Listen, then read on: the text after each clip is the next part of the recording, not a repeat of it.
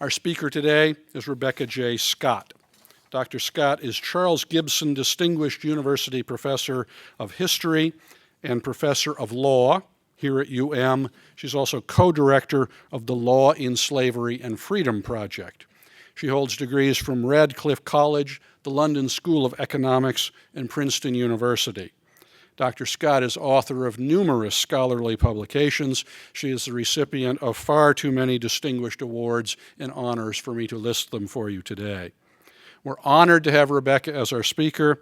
The title of her lecture is Crossing the Gulf, Cuba, Louisiana, and the Diaspora of Saint-Domingue, Haiti. So please join me in welcoming Rebecca Scott to the podium.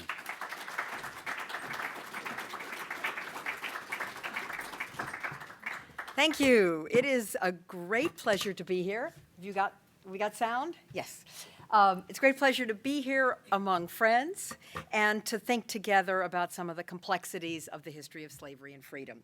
So I'll try to do three things in this lecture.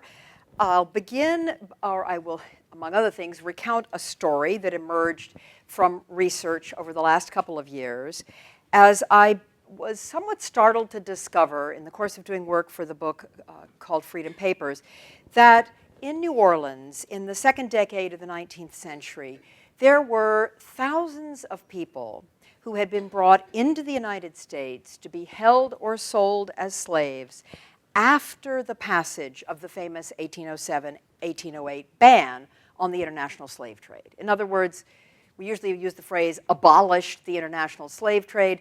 What we should say more precisely is passed a law declaring the trade abolished. But more than 3,000, well, something on the order of 3,000 people were brought in to be held or sold as slaves. So that today's story has that action as its backdrop, and it focuses on an individual, on a woman named Adélaïde, or Adelaide, and it traces the path by which she nearly suffered that fate, but then dodged it. Second thing that I'll hope to accomplish, I'd like to open up a kind of theoretical interpretive question. What did it mean exactly to be referred to as a slave? I think we tend to assume that the term slave designates a legal status based on some kind of title to a person as property, which then confers on the putative owner the right to exercise certain kinds of powers over that person. But what if the causation actually went the other way around? What if it was the exercise of those powers that created the appearance of legal ownership, and then law came along and added a property title on top of the appearance? What would this mean for our sense of the legality of individual acts of alleged ownership, even during the period when law recognized the possibility of ownership of property in persons? And then threaded through this, I'll try to do a third thing, which is in keeping with the Clements sponsorship of the occasion. I'll reflect occasionally on the different kinds of documents that survive, where they're located, how we find them, and particularly how they shape the kinds of questions that we can ask and presume to answer.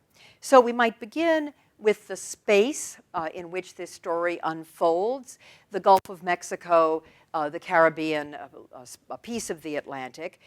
As you know, because many of you know the late 18th and early 19th century quite well, this space was marked by crisscrossing axes of trade and shipping that linked New Orleans to Havana, Veracruz to Port-au-Prince, Baltimore to Jérémie, and so on.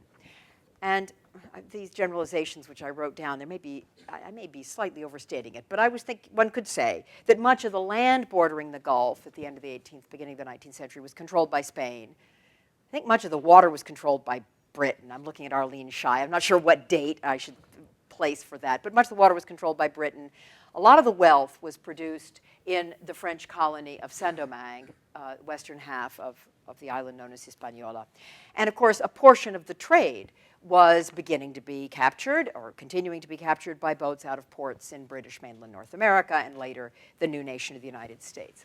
Now, for our purposes, part of the reason for attending to the crisscrossing of trade axes is that when war came, and it often came to this region, and people were flung out as refugees, they necessarily had to go on boats, which meant they necessarily followed some of the paths established by trade and diplomacy. So Adélaïde was such a war refugee. She came from the Caribbean colony of Saint-Domingue. And here we have a map. Actually, I think it's from the Clements, if I remember correctly. A map which shows us that western half of Hispaniola, and it shows us the great port city of Cap Français, which is where she was born. So she was probably born around 1780 to a mother who was enslaved in the household of a tailor named Charles Métayer. Now, we don't know who Adelaide's father was. A neighbor once asked Charles Métayer whether Adelaide was his daughter, and he responded that she was his slave, which is, of course, not exactly an answer to the question. And in the surviving documents, she's often designated a mulâtresse, which tends to imply that she was viewed as being of mixed African and European ancestry. But in some other documents, she's referred to simply as a négresse, as a woman who was black. So about 10 years after the vast uprising of enslaved people in Saint-Domingue's northern plain in 1791, the event that we usually point to as initiating the Haitian Revolution. But about 10 years later, while 3 years later, while Adélaïde was still a child, 10 years after she was born, 10 or 11 years after she was born, the French civil commissioners who had been sent from the metropolis out to the colony of Saint-Domingue to try to manage the circumstances that followed that uprising, confronted a dramatic situation. They faced continued rebellion from those who'd been held as slaves. They faced the possibility of invasion from Spanish forces in what remained the eastern part of the colony, which was under the control of Spain. And in the particular moment of 1793, they faced the arrival in Cap Français of a competing French authority, also sent out from the metropolis. You know from your history of the French Revolution that nothing ever stood still in France. One authority could be sent out, speaking for the metropolis, and some months later, another person could be sent out as well. So François Thomas Galbaud arrived with a convoy of ships in Cap Français, and an immediate conflict over authority emerged between the French civil commissioners, Paul Vérel and Sonthonax, and Galbaud. And in the course of that struggle for predominance, the French commissioners took the unprecedented and dramatic step of calling upon free people of color and the slaves who were in the city of Cap Français and in the environs, making the dramatic declaration that in return for their military support, the commissioners would declare that those who were in slavery would henceforth be free. Now, that was a moment which was absolutely pivotal in the history of the revolution of Haiti, or what would become Haiti. For our purposes, what was crucial was that in those days, the city of Cap Français burned. So this extraordinary port city, out of which had come so much sugar and into which had come so much in return, was burned in the conflict. It caught fire in the conflagration, and many, many residents sought to flee the city. They were terrified of the consequences, both of the fire and of warfare, and found their way onto ships in the harbor and left. Now, at this moment, the Métayers, Charles Métayer and his wife Catherine, and their son Pierre, and the woman they were holding as a slave, Adelaide, fled Cap Français, and fled for New York City. So, in terms of legal status, and at about 4 points in the talk, I'll sort of say, in terms of legal status. So the declarations by Sonthonax and Paul Vérel have not quite gone into effect, or they're in the process of being printed up. The family gets on the boat along with Adélaïde, and they travel to New York. So they land in New York, presumably in 1793. Martha Jones and I would both love to find passenger lists for arrivals in New York in 1793. If anyone knows that there are such things, please tell me, because I really wish to find the arrival of that ship. But they arrive in New York.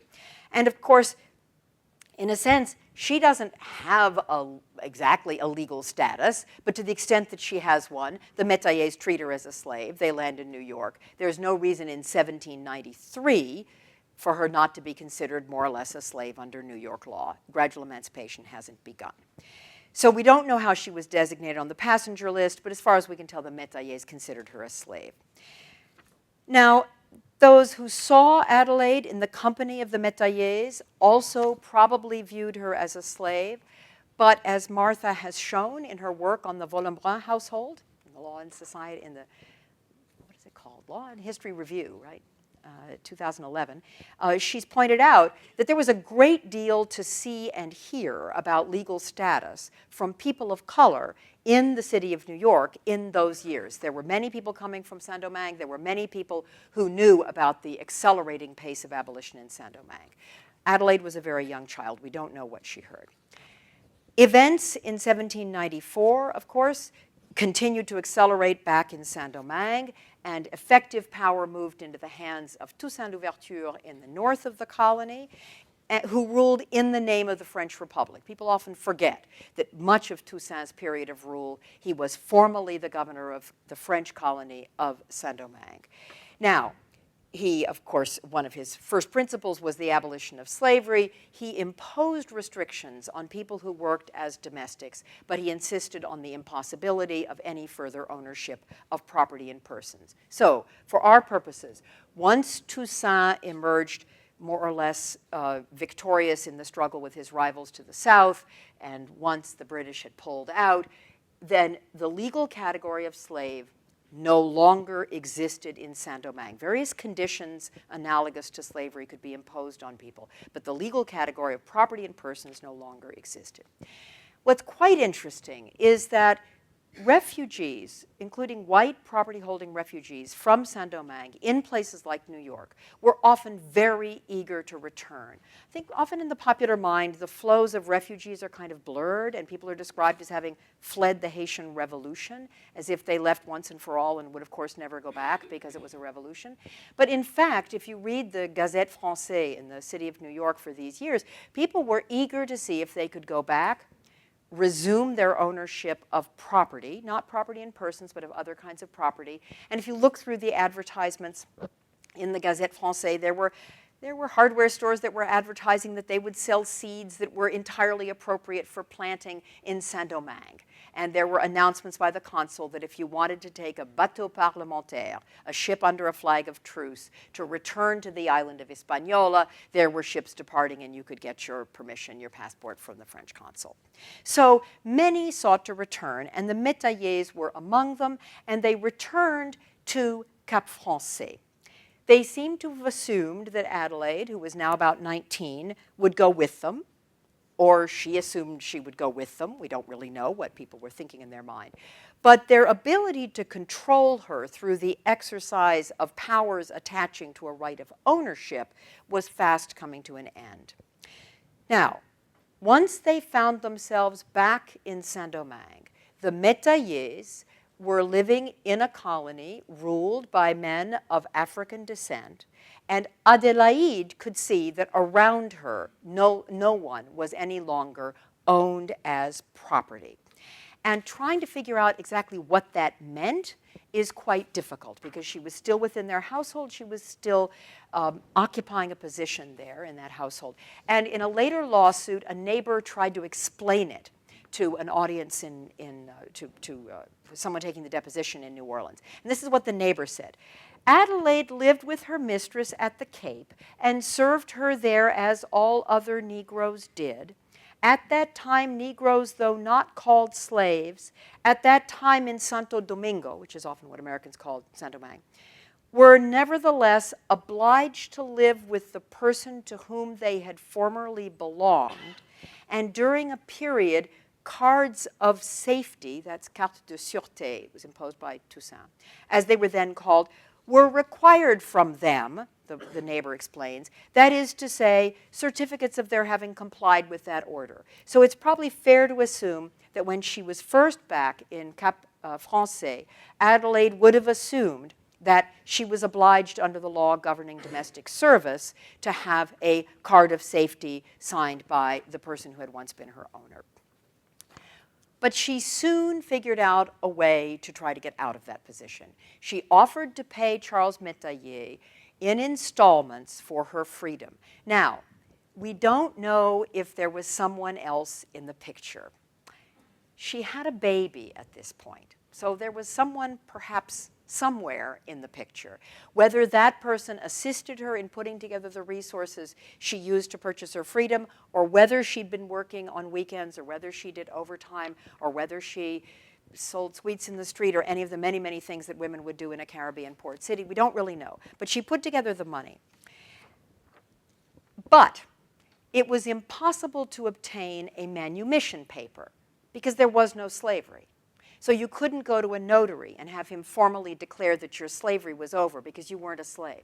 So what she got instead was this is just a handwritten copy in a later lawsuit, but she got a paper signed by Charles Métayer and by two of his neighbors as witnesses, in which he acknowledged having received the 3 payments. He said she had always behaved properly, and that he acknowledged her complete liberté. So she had paid 306 gourdes, and he produced a bit of legalese. It wasn't notarized. It was a purely private paper. And it had a catch. This is my transcription of it. It had a catch, which is it recognized all these things, and he says that that she may use this receipt for whatever purpose she needs. But she had a baby, and he didn't want to include the baby in this act of manumission. She'd only purchased her own freedom. He was keeping the baby. So the boy's name never appears in the document.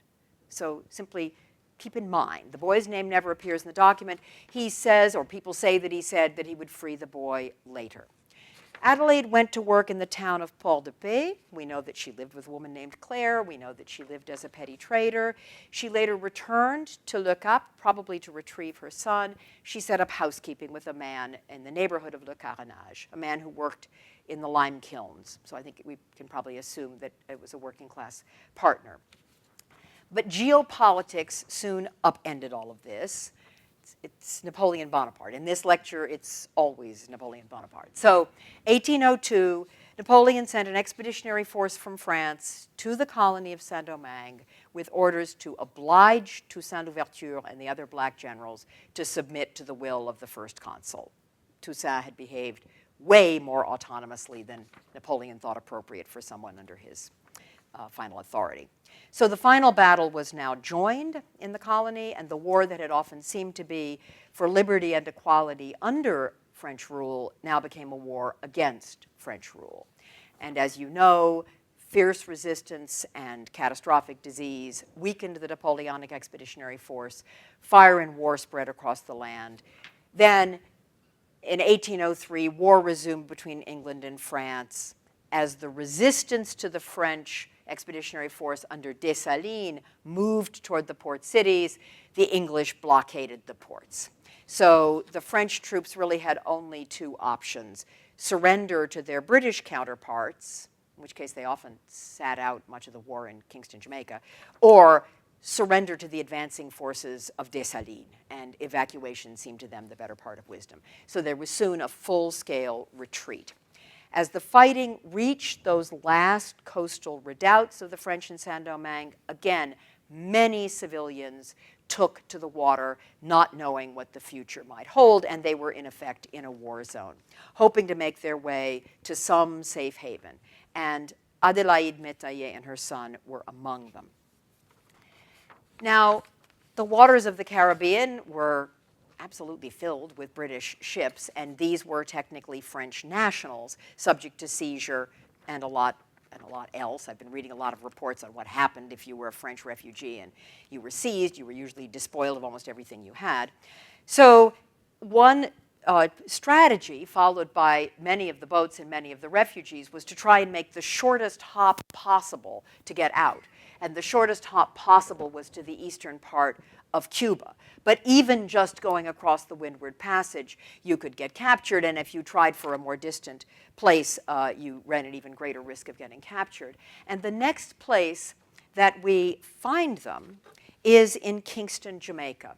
I don't know whether they were seized by privateers or seized by a British ship, or whether perhaps Madame Catherine Métayer, the wife or perhaps now widow of the tailor who had been Adélaïde's owner, may have had kin in Jamaica, may have actually tried to go to Jamaica. We don't really know, but they both end up in Kingston, Jamaica, in 1803. So my most recent challenge was to try to figure out, can you locate one domestic servant of some kind, one young woman, in the papers of Governor Nugent of Jamaica? There'd be no reason for him to pay the slightest attention to the young woman called Adélaïde.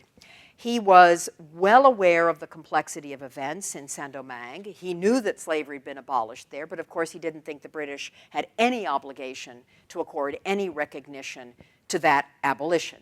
So his view was that as people from Saint-Domingue landed on his shores, some were slaves, some were free people of color, some were white free people, and he was very concerned about both those whom he perceived as slaves and those whom he perceived as free people of color. So now we ask again our interpretive question. What was Adélaïde's legal status in Kingston, Jamaica? Well, by this point, it's 1803, she's been living as a free woman for 2 years in Saint-Domingue. She's come across the water by some means. She's gotten off a boat. How will she be categorized by British authorities? British authorities had no procedure for determining anyone's status. There's no judicial process. She's often referred to as a mulâtresse. She's accompanied by her son. He's almost always referred to as a mulâtre, mixed ancestry. She might be a pretty good candidate for being considered a free woman of color just by the rough and ready categories of some port authority. But it's worth pointing out that that might be a mixed blessing. Nugent was intensely suspicious of anyone he thought was a free person of color who had perhaps participated in the Haitian Revolution. From his point of view, these were the kind of people you did not want to have in the slave society of Jamaica. What they knew, what they had seen, what they might tell people, you didn't want people held as slaves in Jamaica to know. So he placed ships at anchor in the harbor. I think of these as kind of Dickensian hulks. That's from too many readings of Great Expectations. Remember the hulks.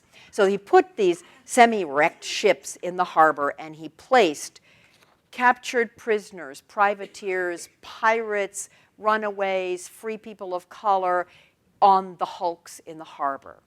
So Adélaïde is a young woman with a babe in arms. So insisting, and here at this point it gets speculative. I should always say, I'm now speculating. But if you imagine yourself Adélaïde, these are two very tricky choices. If you were to insist on your freeness by virtue of events that took place in revolutionary Saint-Domingue, you might end up on the hulks, right? And if you don't insist on your freeness, what will become of you? So I started looking through the papers of Governor Nugent, and I pretty much despaired, as one does, because it's lots of correspondence about the general question. It's very little mention of individuals. But sometimes you get lucky. Arlette Farge describes it as an archival breeze comes up as you're stuck in the swamp of documents that won't tell you what you need to know. Turns out a few refugees asked formal permission from the governor to remain in Jamaica. They had to get the recommendation of two freeholders of the colony, and we know that Mrs. Métayer, the wife or widow of the tailor, did probably have kin who were in Kingston. And then they had to specify if there were any slaves accompanying them. So last day in the archives, sure enough, there is Madame Métayer, and if you follow the line over, 3 slaves named Adélaïde, Louise, and child Alzire. Now, there's no way to be absolutely certain, but the pieces do seem to fall into place. And then we ask if it's now 3 slaves named Adélaïde, Louise, and child Alzire. What exactly has transpired? Well, we don't know. Perhaps something transpired as they were all trying to get out of Cap Français again in the midst of war. Perhaps there was you had to buy passage in order to get on a boat, so you had to have money. So perhaps someone negotiated, perhaps something was either given or extorted, we don't know. Adélaïde would have needed custody over her son. She would have needed money for the passage. She might have needed allies and influence to be able to get onto the boat. But somehow or other, All 4 of them ended up in Kingston. Now, making that claim to own slaves might actually have helped the widow, I'm assuming she's the widow by this point, the widow Métayer, establish the credibility to be allowed to stay because she would have a source of income. She wouldn't be a charge on the authorities in Jamaica, and they were very concerned about how expensive it was to have refugees with no possible means of support. So by one means or another, this line comes to be inscribed on a piece of paper. But we should probably ask our question again. What was the legal status of Adélaïde? Well, who knows, right? She'd been free in Saint-Domingue. She now appears on a list as a slave. Does she know that her name is on that list? Is there something about her relationship with the widow Métayer that's changed because that's been written on a list? Not clear. She's now in a situation, though, where we know that she's about to cross jurisdictional lines again. Again, my inference is that the widow may have passed away, but I don't know that for sure. What I know is that in 1806, Adélaïde and her son leave Kingston, and the next time we find her, she's in Baracoa in eastern Cuba. So if you remember the distances, this again is not a surprising move to make. She's a French national, más o menos, and Baracoa is in the Spanish colony of Cuba. She has a reasonable expectation of being given asylum if she can make it to Baracoa. Baracoa was also kind of a wild place, and it may be that she was expelled from Kingston and dumped in Baracoa, so we don't really know whether it was at her initiative or someone else's. I've never been to Baracoa. It's surrounded by a mountain range, and it's very hard to get into by land. You have to pretty much come in by water, so I have to sort of imagine it from photographs and from maps. But I think of it, and this may be a little much, but I think of it as a kind of pocket of freedom. It isn't very close to Santiago, which is the capital of the Eastern District, and everybody came in and out of Baracoa. I mean, technically it's a Spanish colony. Technically, other powers aren't supposed to bring their ships in, but somehow they just always come in. So here's the town. There's the little pocket port, and she moved, I now know that she moved into the center of town, and she received formal permission to remain from the local Spanish official known as the Teniente Gobernador, Lieutenant Governor. Now, again, what's her status in Baracoa? Well, in Baracoa, she seems to have very convincingly performed the status of femme de couleur libre among her French-speaking colleagues, mulata libre among her Spanish colleagues, free woman of color. She seems to have, however the boat got in the port, she seems to have stepped off the boat with her little boy, comporting herself as a free woman of color, initially unchallenged. She was accompanied by a man, Monsieur Bernoudi. I don't know much about him. I'd like to know more about him. And she had that receipt still in her pocket, right? My sense is she never took it out in Kingston. It probably wouldn't have done her any good in Kingston, but she still had it. So what's her legal status? It's not at all clear she has a legal status, but she's there. She's a certain kind of free woman. That is to say, her freedom rests on a piece of unofficial paper and a kind of blur about the transformations in status that had accompanied the Haitian Revolution. We then get a glimpse of an actual moment. When you do this kind of life history of people who never become famous, you're often skating along with very formal documents, wishing you knew more about actual conversations. But we have an actual conversation because it came out in a later court case. She and Monsieur Bernoudi have a baby together. This is now her second child, a little girl. Named Belle. Well, she's going to be named Belle. And so they go to have her baptized. Well, when a priest baptizes a child in a slaveholding society, he may only baptize that child as free if he has seen proof either that the child's been is being manumitted, or that the mother is free.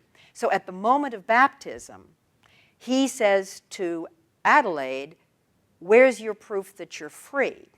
So Adélaïde takes out this, by now probably pretty dog-eared, receipt. And he says, "Okay, but you should probably get it registered and countersigned." But he goes ahead and he baptizes the little girl named Belle as a freeborn child.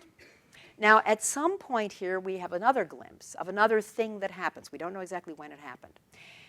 The community of about 2,000 refugees from Saint-Domingue and Baracoa, a lot of people know each other. They knew each other when, and Adélaïde gets into a quarrel with a woman named Mimi Boulard. And in the midst of the quarrel, Mimi gets very angry and says to Adélaïde something along the lines of, "We all know you're really a slave." Now, that's a dangerous thing to have hanging in the air, heard by witnesses.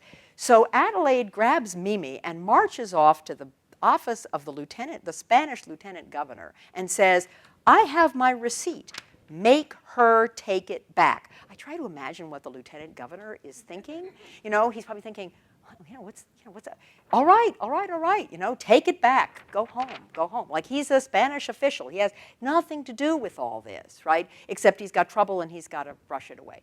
So we get a little glimpse that some people think they know something about Adélaïde, but that Adélaïde will not let that accusation go uncontested.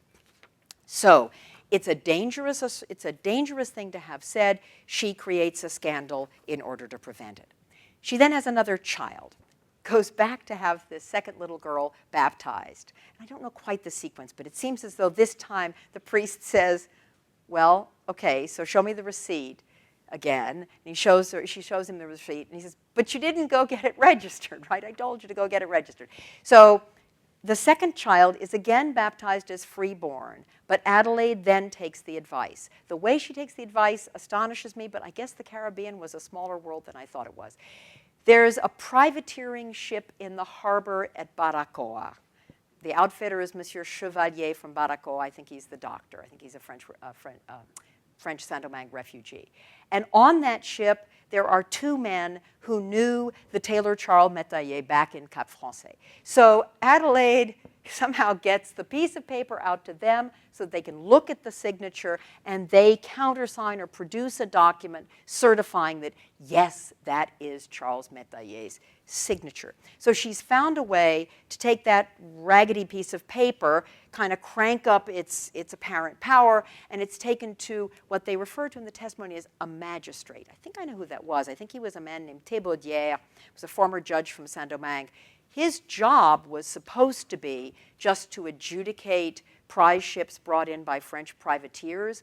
But since he was a French official, all the refugees, I think, looked to him as someone who might be able to produce paper. So although he had no jurisdiction, no authority, the Spanish had said explicitly he was not a consul, but people kept going to him and getting pieces of paper made up. We have about 500 pages from that, from Baracoa, where her name does not appear, to my great frustration. Or so far I haven't found it. But I think she probably took it there and had it in some sense countersigned, something like that. So again, what's her circumstance? She's in Baracoa. She's now got a countersigned receipt. She's backed down Mimi Boulard. Doesn't appear to be any threat from the lieutenant governor. Doesn't appear to be any further threat from anyone else. Her children have been baptized. Her two daughters have been baptized as freeborn. The son of the tailor, Charles Métayer, is down in Santiago, and he asks somebody to ask whether Adélaïde is up in Baracoa, and he gets the word back that, yes, she's up in Baracoa. But he doesn't do anything. This is important to our story. He seems to be busy trying to get out of Santiago and get back to New York. So her friends later said with great confidence, Adélaïde enjoyed her freedom in Baracoa. She was very much at ease there. But Napoleon, right? Now it's 1808. So Napoleon invades the Iberian Peninsula. Spanish resistance comes to Napoleon's decision to put his brother on the throne. And so now Spain is at war with France. That means in the great world of colonies, let me get back to our map, in the great world of colonies, it's now the case that Cuba, because it's a Spanish colony, is holding thousands of people who are French nationals, that is to say the Saint-Domingue refugees. So the Cuban officials begin to crank up to expel the refugees. And in order to do that, they constitute what's called a Junta de Vigilancia, a vigilance board. And they are to list every household that is headed by a foreigner in the town of Baracoa. So it was about 3 weeks ago that I went to Havana to work through the papers of Baracoa, wondering whether perhaps, so I had found a list of 400 households. So I figured the thing to do was to go down the column, where has the person most recently come from, right? And just go down that column, seeing whether I might hit the word Jamaica, Jamaica. There it is. Okay, Jamaica. Climb it back. Adélaïde. There she is. There's the little boy. There the 2 girls. There's the household, 4 people of color. There's one thing that doesn't fit. And at this point, I am so overcommitted to this narrative that I'm going to make that thing fit, right? So Adélaïde lists as her patria, her homeland, Louisiana. Well, as far as I know, she's never set foot in Louisiana, as far as I know. She's a French-speaking woman who's presenting herself as a free woman of color at the moment when all French nationals, that is to say those from Saint-Domingue, are about to be expelled. So I'm guessing that either she's doing this to avoid being expelled, hoping that saying that she's from Louisiana will make her less French, but will explain why she's a French speaker, or that she's just trying to put as much distance between herself and Saint-Domingue, home of the Métayers, right, as she can. That's my hypothesis, but I've only had a couple weeks to think about it. But for the moment, that's what I'm thinking, right? So there she is. Now, the problem was, if she was trying to dodge expulsion, it wasn't going to work. Everybody whose name ended up on this list, as far as I can tell, just about everybody ended up being expelled. Now, so ships were leaving Baracoa.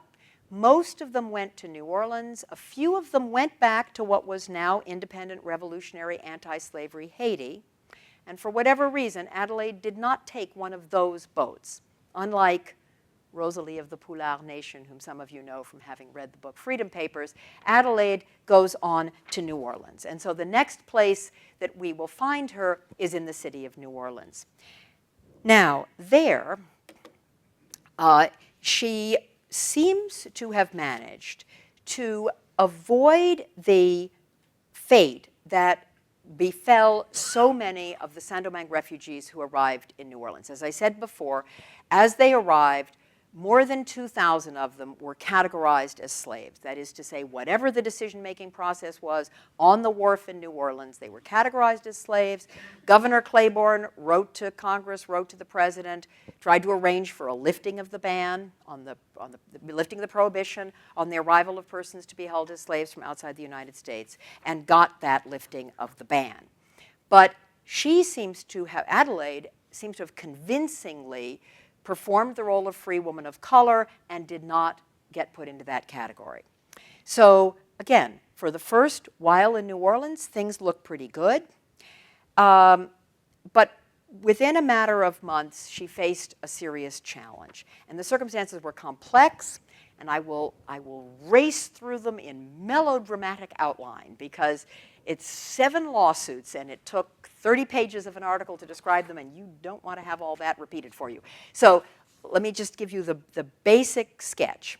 She arrives in New Orleans. In New Orleans, there's a French-born tailor, another tailor, named Louis Noret. He had been the business partner of her former owner back in Saint-Domingue. He befriended her. Indeed, certain gossipy neighbors said it was more than that, said they lived together. When you read lawsuits, you end up picking up a lot of gossip. So there are those who said their relationship was more than just friendship. In the course of that relationship, he persuaded Adélaïde that the best and most secure way to take care of her receipt was for her to give it to him. If this were a movie at this point, there'd be a little roll of ominous music, right?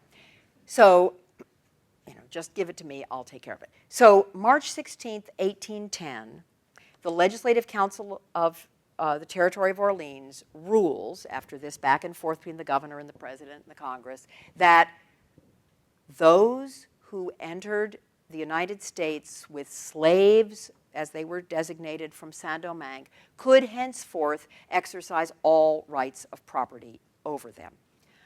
On that very day, Louis Noret, the tailor, went to the local court, approached the judge, and said, I was owed a debt back in Saint-Domingue by my business partner, Charles Métayer, and I would like a court order authorizing me to collect on that debt by seizing any property of Charles Métayer that would be here in New Orleans. One of my law students told me it's a quasi-in rem jurisdiction over property, right? You get the right to take the property belonging to the person who owed you the debt. So he gets the court order, he gets the assistance of the sheriff, they go to Adélaïde's lodgings, they seize her and the 3 children. And the local newspaper begins to run the announcements of the auction that will be held in order to satisfy the debt in the matter of Louis Noret, Charles Métayer. Now, this began, as you can imagine, a kind of nightmare situation. And I went and got the microfilm of the newspaper, and you can just read it every week when they keep announcing that on such and such a date, I think in April, the auction's going to take place. At the last minute, Adélaïde was able to contact a lawyer. And the lawyer was able to present to the court a copy of the receipt.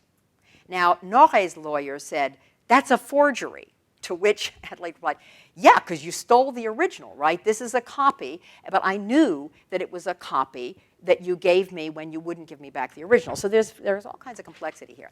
And the judge looked at the receipt and said, well, we'll have to adjudicate this. We'll have to figure out whether this receipt is valid proof of your freedom. But wait, it's 1801. It's dated 1801. When was your son born?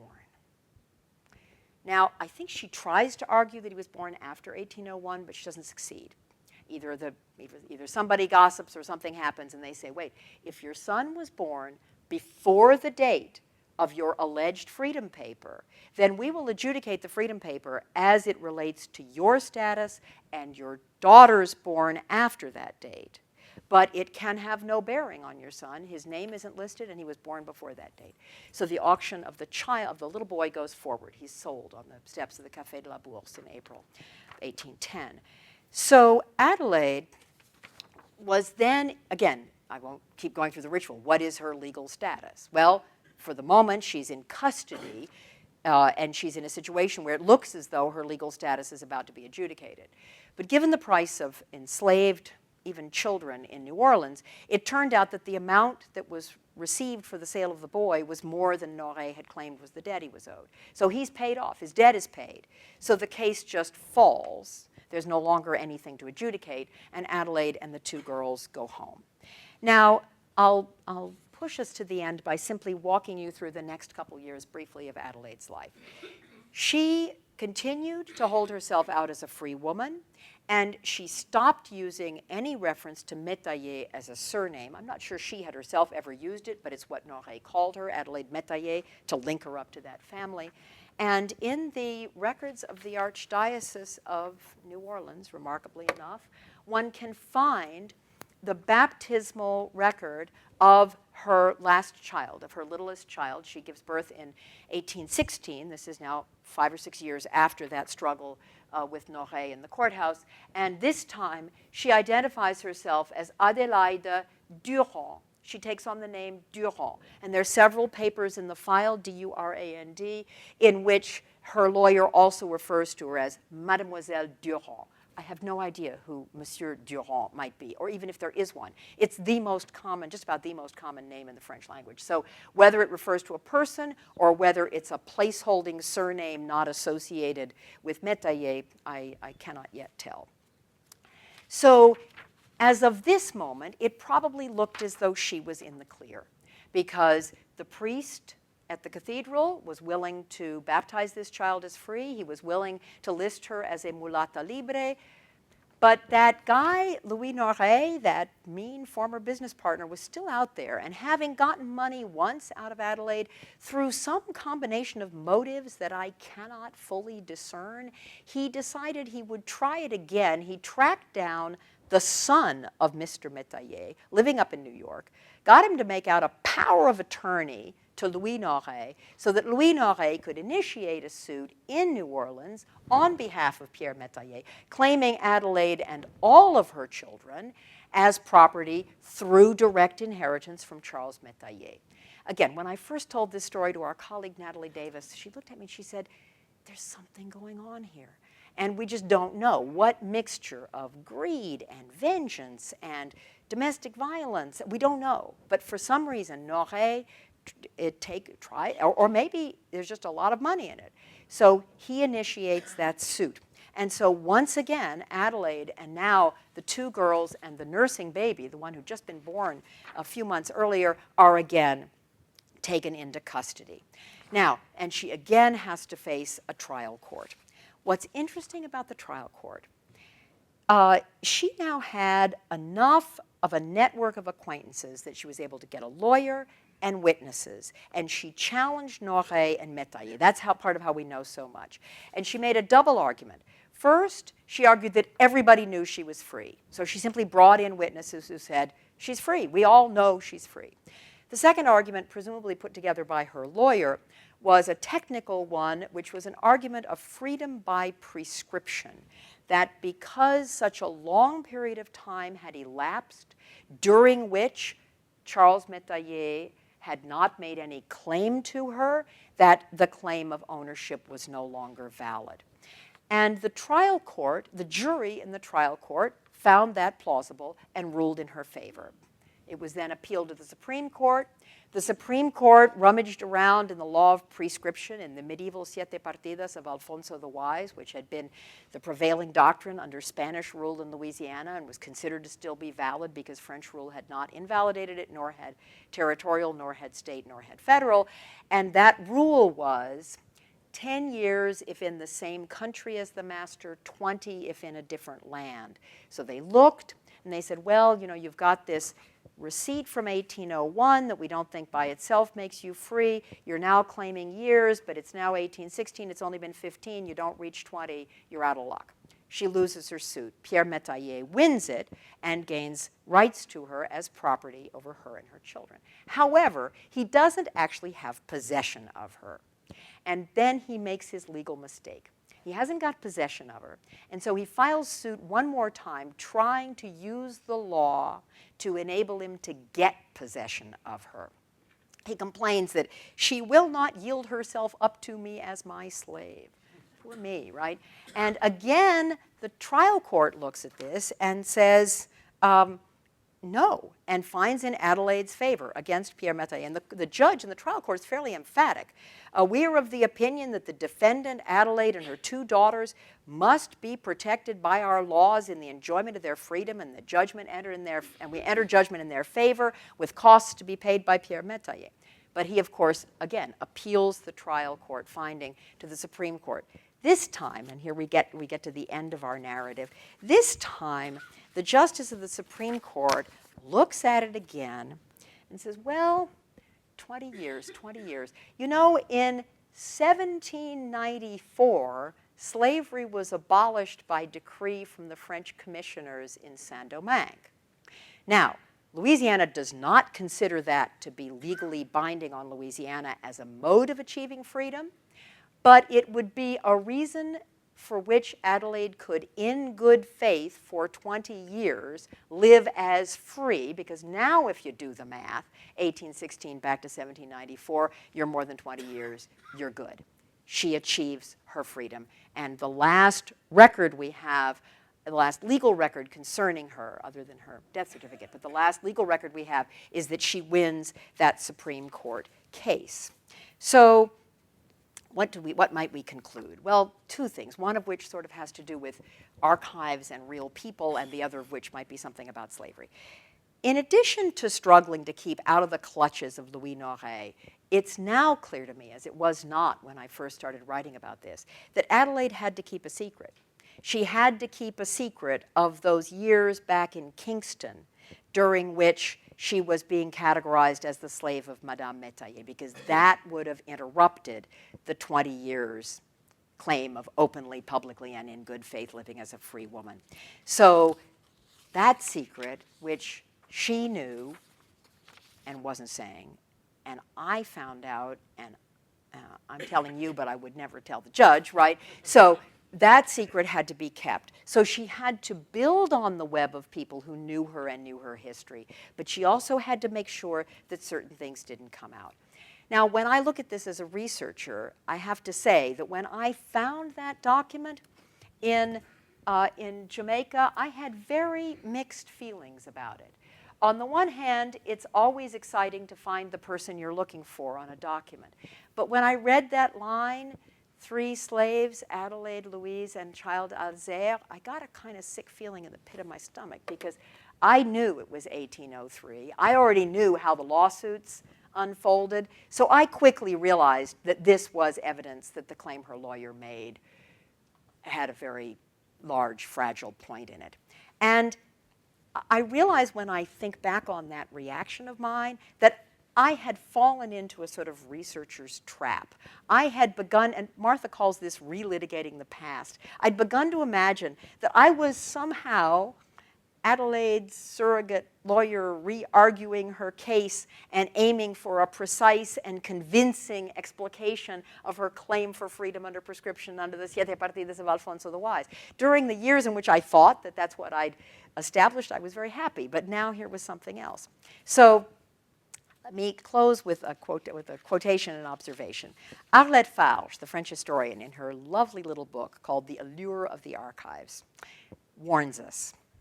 And she's speaking about the traps that archives set for us as we do research. Quote, "When traveling this unmarked trail, you must always guard yourself against the persistent temptation to identify with the characters, the situations, and the ways of thinking and being in the document."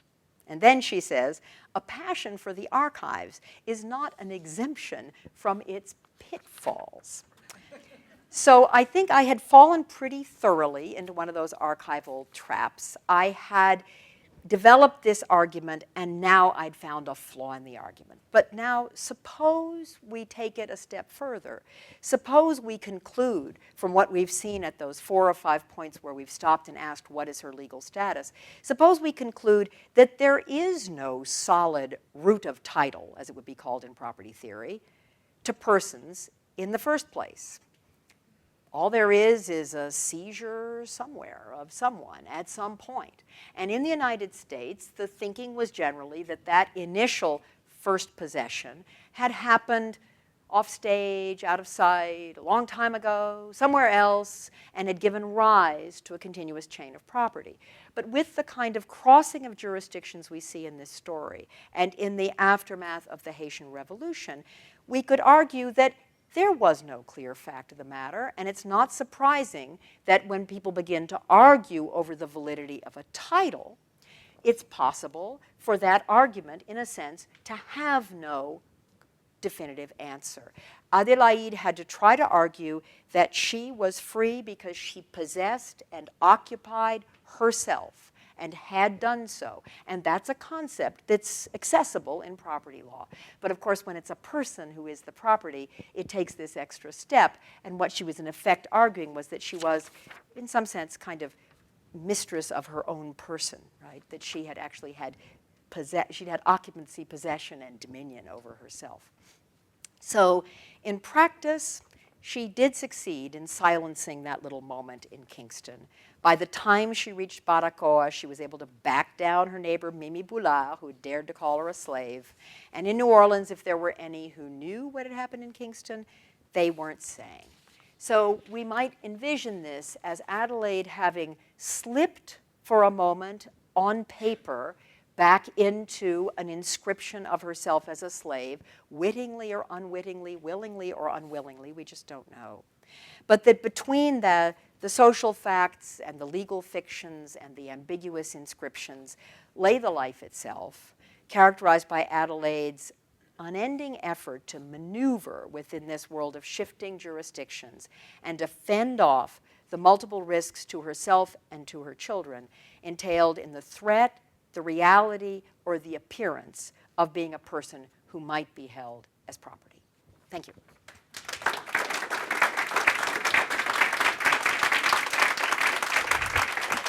And I'll be happy to answer questions. Yes. Professor, thank you for that wonderful lecture. So entertaining and just wonderful. It would make a great movie. I hope they do it someday. Practically a mini-series. There's crossings of jurisdictions. Yes. As someone with a Juris Doctorate, it seems, in my professional judgment, that another claim that she could make, sure, she didn't tell the truth about being from Louisiana when she wasn't. My guess is maybe Louisiana was a better place to go than going back to war-torn Haiti. Yeah. But that's speculative. But on legal grounds, some countries, at some point in her life, said she was a free woman. So I think we all, justice, the way it is, should be tempered with some compassion. We should look at this as something admiring her assertiveness. And I do admire her assertiveness, if everything you say is true, and I believe you. The fact of the matter is, we could just say that she is free because a country where she once lived said she was free. Well, it's interesting. We're going to hear a talk. There's going to be a workshop next Friday on April 10th with Natalie Zeman Davis and Hendrik Hartog and Martha Jones and Ariella Gross and Ada Ferrer and Sue Ann Caulfield and myself. And I just this afternoon read Hendrik Hartog's paper for that workshop. And a judge in New York in 1822 says almost exactly what you're saying. He simply says that a freedom of a manumission by act of law in another jurisdiction should have the same force as a notarized individual manumission paper in our own jurisdiction. Now, he's talking about the difference between New Jersey and New York. He's not talking about Saint-Domingue and Louisiana. But I think you're right that there's a pretty credible legal claim that can be made. You could either base it on the claim that freedom is a one-way valve, as the Siete Partidas used to say. You could become free through prescription. You could never be enslaved through prescription. So if someone grabbed you and unlawfully held you as a slave for 25 years, you still were not a slave. So prescription only worked one way. So if you take the spirit of the Siete Partidas on the one-way valve and the notion that another jurisdiction had manumitted her by law, by virtue of abolishing slavery in its territory, then you could add that the digest of the civil laws said that the validity of contracts shall be determined under the law of the jurisdiction in which they are drawn up. So you could argue that that little piece of paper, although it's just a piece of paper, it's effectively a contract between Adélaïde and Mr. Métayer for the 360 gourdes, and it should be judged according to the laws of the jurisdiction from which it came.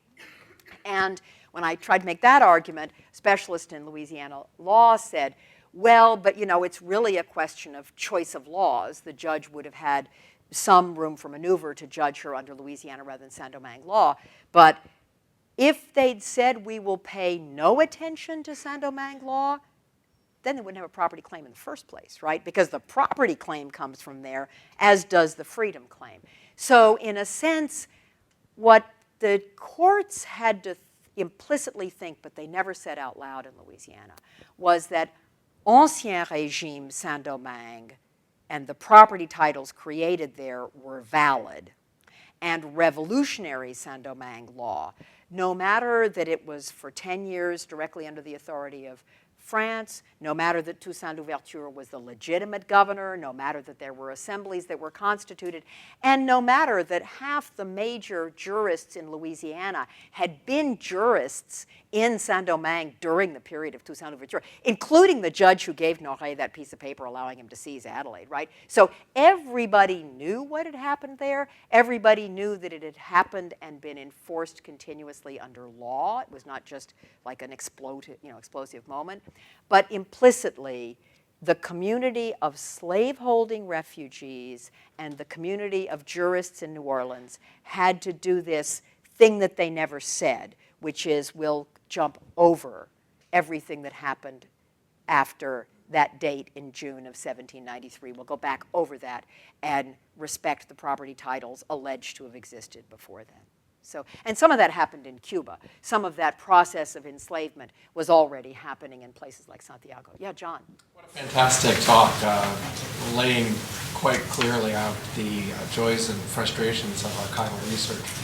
I'm interested in the moments of baptism that occur in New Orleans, but first of all, I guess, in Baracoa.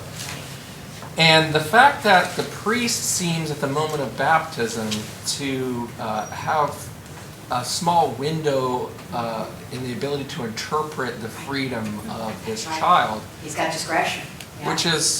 Which is interesting. It would seem to at least present the potentiality for competition with the secular system of determining freedom and slavery. And it also sort of sets apart the Catholic communities, say, in the Caribbean from the Protestant slaveholding communities of the American South. So interesting. It does, and the Archbishop won't yet let anybody see the baptismal records of Baracoa. I think they're there, but he hasn't sort of let people see them yet. But I'm optimistic that there may be some means of prying them loose. But in general, but whether we see that actual record, we think we know what happened. That was standard procedure in Ancien Régime Saint-Domingue. It was standard procedure in Cuba. There was prior to the revolution in Saint-Domingue, there was no civil registry. So the baptismal document is the document which establishes one's name. It establishes what your name is, your first name, your surname if you have one, your status, and it becomes both the priest and the notary end up functioning as gatekeepers for this question of status. And it's only really much later that you get anything resembling a full civil registry of slaves, in part because it's not clear that owners would want a list made up once and for all, particularly if they're engaged in the illegal slave trade, bringing people in from overseas whom they shouldn't. They don't really want there to be a list that says, particularly like 1808, if you had a list that said these people are slaves and nobody else is, it's not clear owners would even have wanted it, apart from the religious side. So you're absolutely right. At the moment of baptism, the rules are that the priest must see a document attesting to that freedom, right? So he doesn't have just pure religious judgment. He has to see something. But you're right, he has discretion. It's a kind of a raggedy piece of paper, right? But he lets it pass. Now, the same kind of thing happens at a notarial office. If you come in to try to notarize a contract and you are a black woman, you must every time, even if the notary's known you for 10 years, show either your manumission paper or your baptismal register where you're listed as free in order to have the legal personality to draw up that notarial record. So this is, actually Jean Ebrard is one of the people who's speaking at the conference, at the workshop on the 10th, which I know you're going to be out of town, but he talks about that question of the ways in which scribes and priests become the ones who, under certain circumstances, try to modulate the consequences of the radical step of abolition, sort of creating some things that are simulacra of the old possession papers. And then under other circumstances, as you're suggesting, they can lean it a little bit in the other direction. I'm intrigued by the sense of this community in Baracoa. It's not surrounded by plantations. It's not surrounded by large slave holdings. It's up there on the shore, and I think that officials who might, in different circumstances, have been under a lot of pressure to hold the line are under less pressure in that particular community.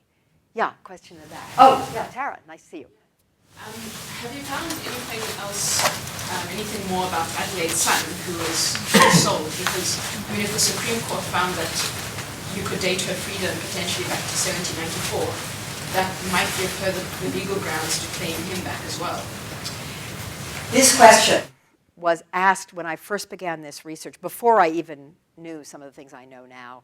Former Chief Justice of the Israeli Supreme Court, who had himself been a hidden child during World War II, sat in the front row while I first began to tell the story of Adelaide. He came right up to me afterwards and he said, "What happened to the little boy?" So the next morning, I left the conference and went back to the archives and tried everything I could think of. I think to be disappeared into the maw of the New Orleans slave market was to be disappeared almost beyond retrieval. And again, speculatively, if we were writing the script for the imagined miniseries, to the extent that people knew Adélaïde, once somebody had bought her son, they would resell him deep. Solomon Northup style, right? You remember when Solomon Northup, those of you who've seen 12 Years a Slave, Solomon Northup arrives in New Orleans and he thinks, okay, you know, I may be able to find somebody here. And he's sold deeper and deeper into rice country, sugar country, and so on. So I have never seen a hint of the existence of that child. I think now that his name was Alzire. I can't find a boy named Alzire in Louisiana. Just can't find one. Now, there's another, so the answer is we truly don't know. We may have a better chance of finding the daughters because they were there and so they could be taken, you know, with her in a sense into freedom. But again, I mean, if we're talking about it in human terms, part of the difficulty is that she wins her lawsuit in 1816, and then she's dead by 1820. So the littlest child, the two girls, you know, I look trying to find someone named Belle, Durand, Belle, Métayer. It's not easy. So children, and I'd say something more general about this, once children are sold in the market, even if it is as a consequence of something equivalent to an illegal enslavement or a kidnapping, as far as I can tell, there's nothing a court is going to do to try to track them and retrieve them. And one of the other cases that I'm writing about for this, I'm doing a book called Unlawful Powers, the Making and Breaking of Property and Persons, and I'm looking at 3 cases. I'm looking at a child named Sanit, who never made it as far as a freedom suit. She was freeborn, enslaved, never made it to a freedom suit. Adélaïde, and then I'm looking at the case of Eulalie Oliveau from Louisiana. And in her case, in Eulalie Oliveau's, I've been able to track every one of her children and grandchildren in the aftermath of the kidnapping. And she eventually wins her suit. And I can see the correspondence between the man who bought the children and his business partner. And the business partner says, yeah, those are the same kids, you know, because it's all in the news that Eulalie had won her suit. And he says, maybe we can get our money back from the guy who sold them to us, which would solve the problem. And then they don't say anything more. So they're not going to raise, they're upriver. The children have been sent upriver in the Mississippi, and as far as I know, they don't raise their hand and say, oh, the kids are up here, right? So as far as I can tell, trying to follow that trail was extremely difficult for parents or grandparents. In some cases, late in the antebellum period, the families may have been reconstructed after the Civil War, but this one is early. Maybe one last, I don't know what our timetable is, maybe I've got 2 last questions. First, Brian. Yeah. Well, great lecture, I just wanted to say that. And then I'm just curious to hear your thoughts on, I know you've written just briefly about it in Freedom Papers, and that's the question of like typicality and representativeness. Yeah. I mean, I understand that Adélaïde is a refugee from the Haitian Revolution, but to what extent can we really say that this is just a crazy legal history of an indeterminate slave, a free person, or was it like somewhat common among these refugees? So, the question of typicality. I've been working on this, these micro histories set in motion for a while now, and I can usually foresee there'll be the question of typicality. So, first thing I'll do is concede right off the bat. Not typical. Why would she be typical? Why does she have to be typical, right? So the first thing I would say is typicality is a concept that makes good sense to a certain kind of old school historical sociology where you know the variables and the parameters, right? And you know what they are, and then you go find the sample where you've held all those parameters exactly to the median, and then you go pluck that one out and call it typical, right? But we don't, why, okay, there are 2 reasons why we don't do that. One is because we're following the crazy trail through the archives. And in this case, it's only because the case makes it to the Supreme Court that I have 150 pages of testimony, right? So by definition, I can't really start at the moment when people get off the boat, right? Because I have to know that I'll be able to learn something about them. So the first thing I'd say is that archival research necessarily does a lot of selection for us. The second thing I'd say is the basic argument that underlies microhistory as a technique is not an argument from typicality. It's an argument, one French and quoting an Italian specialist says, we look at the exceptionnel normal. And as someone said, wow, that's a great concept. No idea what it means, right? The exceptional normal, right? So Adélaïde, in that sense, is exceptional normal. She's exceptional because her case made it to the Supreme Court. She's normal in the sense that people were ricocheting all through this world of jurisdictions by the tens of, 20,000 people sweeping over from Saint-Domingue to Cuba, 15,000 still in Cuba in 1808, 10,000 landing in New Orleans. So these are phenomena that are not idiosyncratic. The leaving of the legal trail is somewhat idiosyncratic. The third thing I'd say is microhistory, if it's done right, is supposed to reveal things that we couldn't have known when we started.